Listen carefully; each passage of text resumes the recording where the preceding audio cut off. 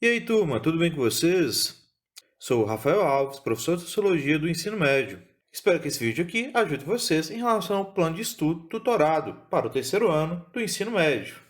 A proposta aqui é falar do volume 2 do PET, oferecido pela Secretaria de Estado de Educação de Minas Gerais. Dando continuidade, trazemos aqui a semana 3, Cidadania, Política, Participação e Direitos Humanos. Trazemos aqui para essa discussão duas leituras aí do PET de vocês, entre as páginas 150 a 152. Essa primeira leitura aqui traz por que a mídia é considerada o quarto poder, coronelismo, antena e voto, apropriação política das emissoras de rádio e TV. Nessa proposta aqui, faremos uma leitura bastante crítica para observar como a política brasileira está muito interligada com o quarto poder, que seria a mídia. Para essa discussão, trazemos o cientista político e professor da Fundação Getúlio Vargas, Francisco Fonseca, onde, ao mencionar sobre o quarto poder, onde fala que é mais sofisticado, sutil e ainda mais perverso.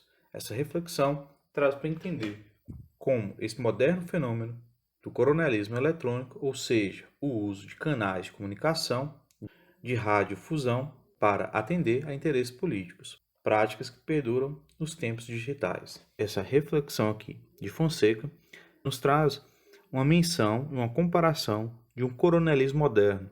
Quando a gente fala do coronelismo, caracterizando principalmente períodos onde a informação, onde as manifestações, uma leitura crítica da realidade era mais restrito.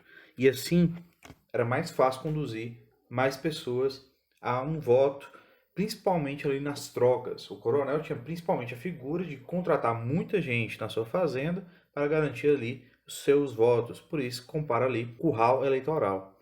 Mas entender esse coronelismo na mídia, esse coronelismo eletrônico aí para Fonseca, é entender uma modernização desse sistema, onde usa dos meios de comunicação, principalmente a rádio e a televisão, por mais que hoje a internet também ela tem que ser discutida, refletida, a televisão e o rádio são ainda os meios de comunicação mais usados, principalmente com menor escolaridade, com baixa renda.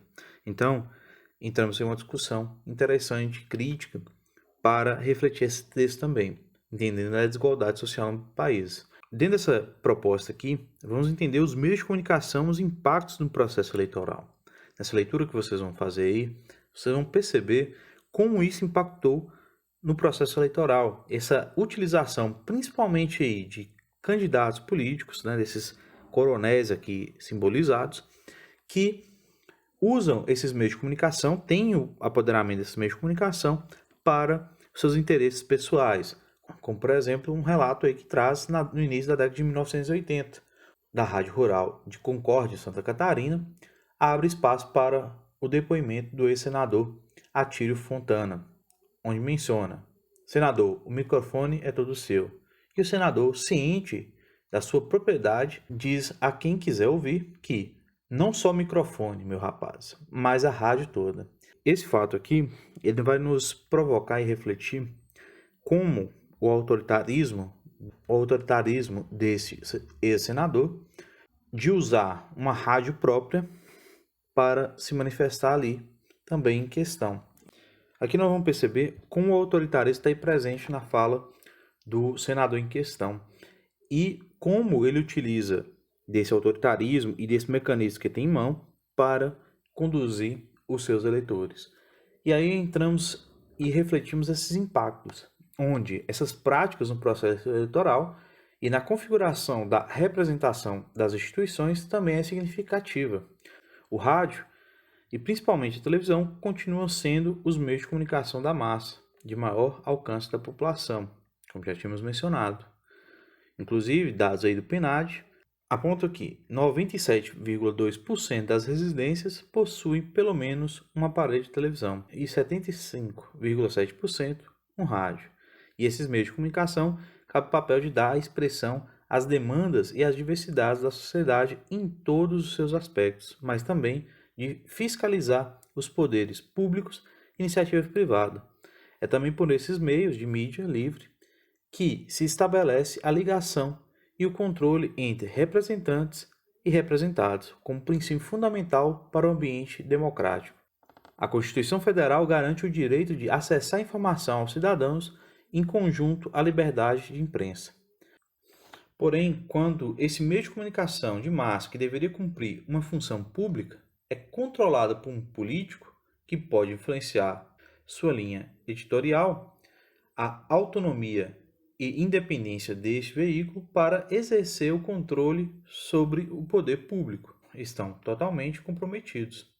Ao mesmo tempo, o proprietário do veículo passa a ter o poder de filtrar e restringir informações e conteúdos a serem divulgados na medida de seus interesses. Entramos aqui uma observação e uma criticidade quando esse meio de comunicação tão fundamental para a divulgação de informação, principalmente onde atinge a maior parte da população, tem aí uma situação que ela é conduzida e controlada porque tem interesses ali pessoais.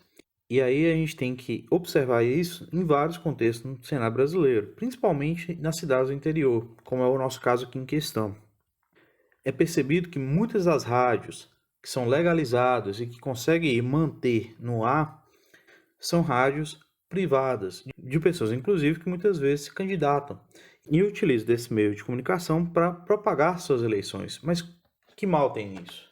É que você conduz o interesse pessoal dentro de um meio de comunicação que tem que buscar, por mais que é complicado isso, tem que buscar ali a imparcialidade. Quando a gente coloca esse ponto, a gente vai observar que por mais que no Brasil existe mecanismos aí para combater esse tipo de situação, inclusive um candidato ele não pode ter em seu nome ligação direta com uma emissora, seja de rádio, televisão, por exemplo, mas existem estratégias que esse candidato utiliza para burlar a lei e utilizar esses meios de comunicação para se propagar.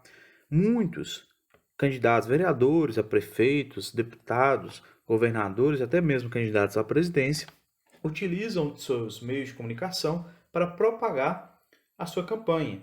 Mas o problema disso, numa mídia aberta, como a rádio e a televisão, ela faz, é conduzir um eleitor que utilize um meio aberto de comunicação de informação em questão para induzir esses indivíduos no seu interesse pessoal. Muitas vezes, esses meios de comunicação eles distorcem um fato, criando inclusive as famosas fake news para interesses pessoais daquele grupo. Uma questão que abala a democracia no Brasil, criando aí grandes riscos para essa democracia acontecer. Compreendendo então esses riscos para a democracia brasileira de controle de serviço público, como a radiodifusão por políticos, a Constituição Federal, em seu artigo 54, proíbe que deputados, senadores sejam proprietários ou diretores de empresas concessionárias de serviços públicos ou exercem cargo ou emprego remunerado neste espaço privado. É o que nós já tínhamos aqui mencionado. A medida vem sendo repetida para diversos serviços, mas segue ignorada no caso da rádio e da televisão.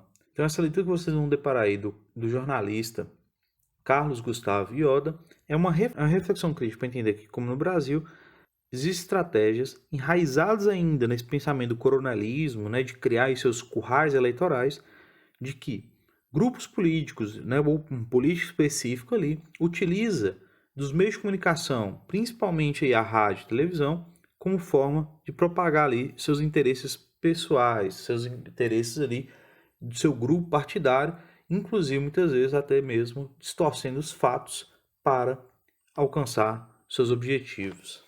Outro texto aqui bastante crítico e vai entrar muito nessa questão da tendência da mídia é sobre a reflexão da cultura de massa, indústria cultural, novas tecnologias e identidade.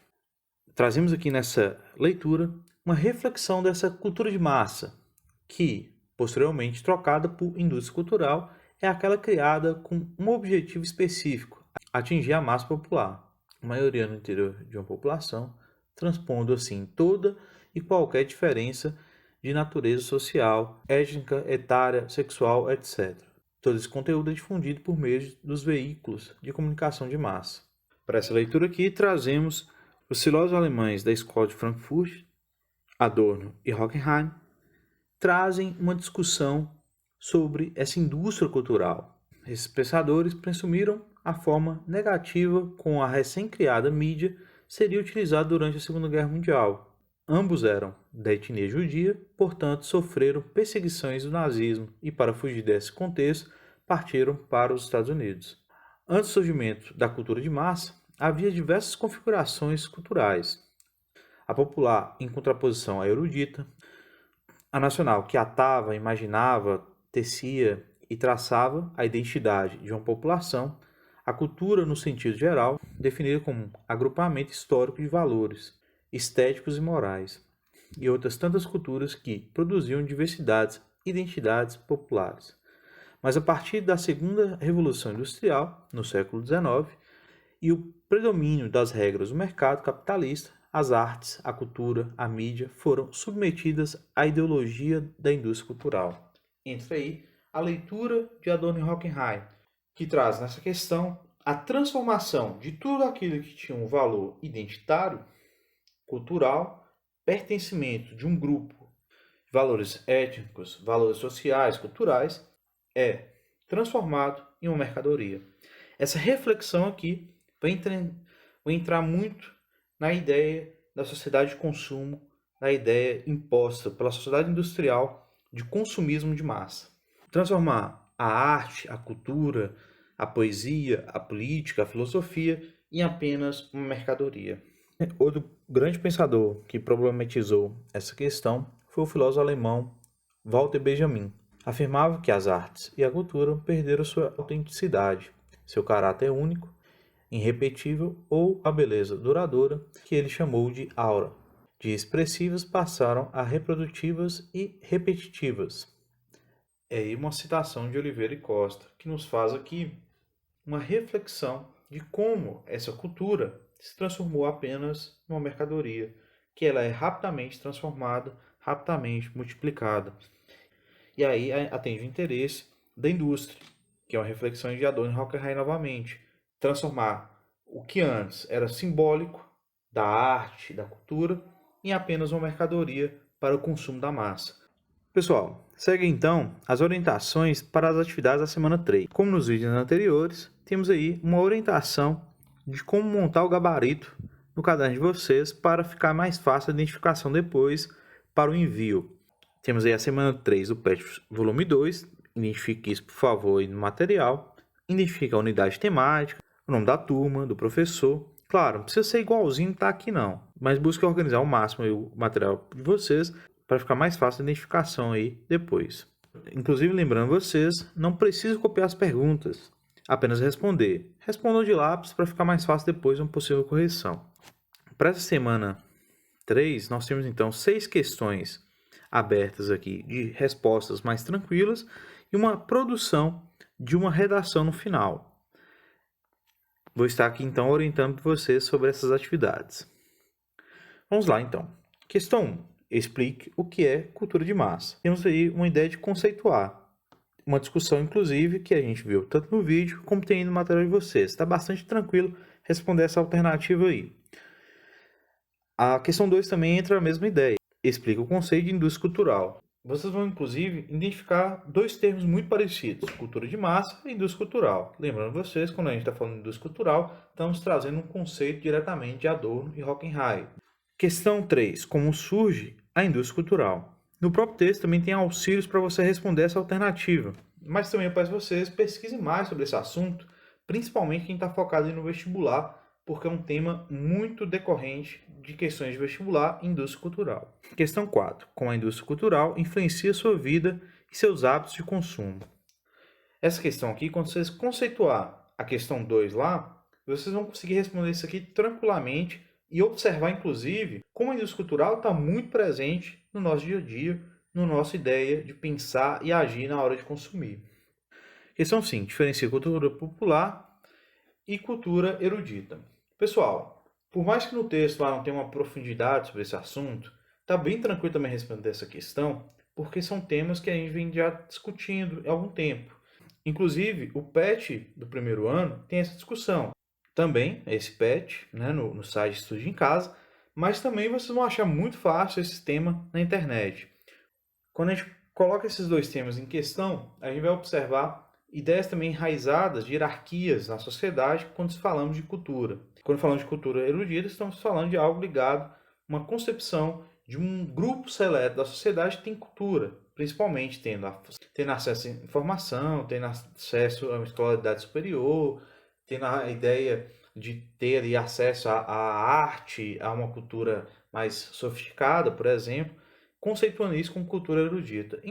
Quando falamos então de cultura popular, nós estamos falando de várias concepções, de hábitos, crenças, costumes, tradições ali em questão. Então, busquem o conceito dessas duas culturas e sintetizem aí na resposta de vocês. Questão 6. Dê exemplos de representantes da cultura popular e da cultura erudita. Aí, quando você responder a questão 5, automaticamente vai ter aí a resposta à questão 6, que também está bastante tranquila. Por fim, temos aqui a proposta da redação, que tem aí como tema consumo consciente e consumismo, como promover a responsabilidade social frente ao meio ambiente nessa e nas futuras gerações. E aí, a proposta aqui tem uma ideia de estrutura do Enem, né, que tem como máximo, né, de linhas para ser escrita 30 linhas. No gabarito eu já montei para vocês mais ou menos a estrutura da redação. Mas vocês podem criar o modelo de vocês no caderno. Tenha a consciência de identificar o parágrafo, dando passamento, tenha a consciência, né, de organização do texto, com ponto, vírgula. Busque nessa proposta de redação, tá aí treinando para o Enem, treinando aí para o vestibular na produção de textos. Tenha o grande cuidado de lembrar que a redação ela tem ali a base de introduzir o assunto, ela tem ali a base de desenvolver esse assunto, e aqui você tem uma problemática para buscar propostas, porque aqui é provocado, inclusive, no tema, essa busca de uma solução diante esse consumo consciente e o consumismo. Então, busquem informações sobre esses termos e tentem produzir uma redação mais coerente ali na estrutura e na argumentação suas. Um recado para vocês. Quando vocês terminarem todas as semanas, semana 1, 2, 3, 4, que eu vou estar orientando vocês aí também, eu peço vocês aí no material que eu enviei para vocês do PDF, mas eu vou estar mandando esse link de outras formas também. Vocês cliquem nesse link que vem aí no material. Ao clicar no link, vocês vão abrir uma página na web. Essa página da web ela é bem simplesinha, vai ter algumas informações e tudo mais, vai ter alguns campos aí que vai estar inclusive obrigatório. Peço, leiam as informações por favor e coloque aí, né? Igual, por exemplo, endereço de e-mail, né? Coloque seu e-mail, coloque seu nome completo, né? Seu nome aí todo, né? Preferência, né? Coloque aí maiúsculo, minúsculo, para ficar organizado. Coloque aí a turma de vocês e responda as alternativas. Na semana 1, vai estar bem fácil aí, assim, a questão de mandar, porque é só marcar aqui a alternativa, né? Como o pessoal de marcar, você vai colocar as questões. Inclusive, ao final, quando enviar, vocês vão ter aí já o gabarito da semana 1. E já semana 2, 3 e 4, vocês vão mandar para mim a partir desse adicionar arquivo. Clicou aí, vocês vão ter a opção de tirar a foto aí do material, se for o caso, né? Se você quiser, ou procurar no arquivo de vocês, já se tiver tirado a foto. E aí vocês enviam para mim, por favor. Pode mandar, inclusive, editado no próprio material aí do PDF. Né? Quem tiver facilidade nisso, ótimo. Quem não tem, pode fazer no caderninho aí, beleza. Tirar a foto e envia para mim. Pessoal, é isso. Agradeço aí a vocês pela participação e até a próxima.